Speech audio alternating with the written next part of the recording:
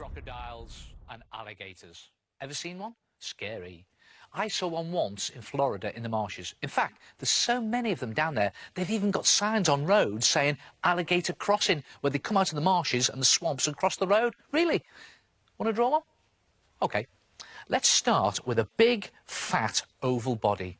Now, I'm just going to use green wax crayon for this. And then a small sort of pointy oval for a head. When I say pointy oval, it's a bit like a triangular oval, if there's any such thing. And two sausages for the tail, one higher and fatter than the other. And this will give a sort of curved effect to the tail. And then little sausages for the legs, one there and one there. And on the head, I'm just going to put a smile with a little dip at the end.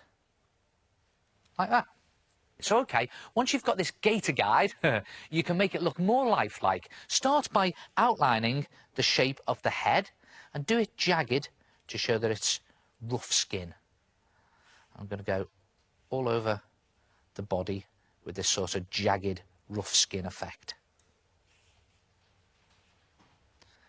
And just add a snout on at the end of the head.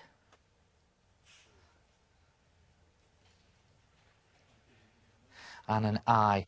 Now the eye is just a dot in a socket. Like that. But with a long gash at the top to make it look really evil and angry. Look at that. And to make it even more vicious, turn this smile into a snarling grin by making it more zigzagged.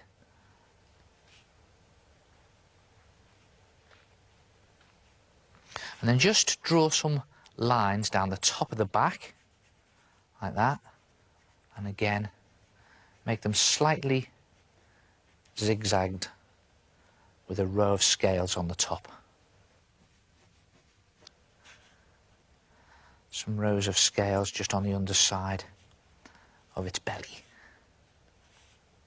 And they've got like these stripy scales on the tail, on the underside of the tail. And I'm just going to add in a bit more texture and shading on the body and the head. And I'm just going to add in some claws at the end of those feet. Real powerful killer claws these are. Now with alligators, the top half of the jaw is bigger than the bottom, so you only see the top set of teeth. But with crocs, the jaws are the same size, which means you see the teeth on the top and the bottom. So I'm just going to put them in like that. A couple sticking up at the top, a couple sticking down, overhanging the jaw at the bottom. And I'm just going to hint at the swamp which he lives in.